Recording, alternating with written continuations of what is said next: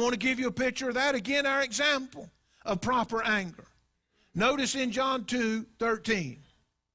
John 2:13.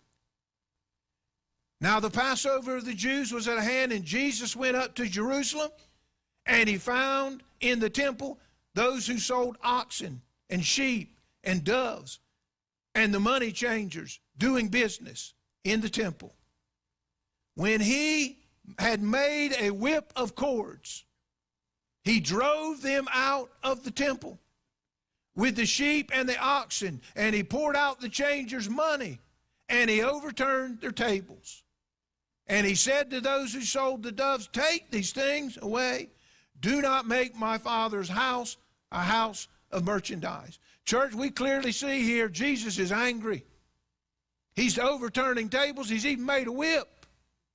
He's running them out of the temple. He's angry when he cleans that temple. There is a good anger. It's a good anger, a proper use of anger. Many call it righteous anger. That's what you see here with Jesus. And it's manifested against what? Injustice. Angry against all forms of sin and injustice. You should be angry when we see what's happening in our world. We see what's happening with the children. We see the deception. We see all this of the world that's just turned and gone crazy.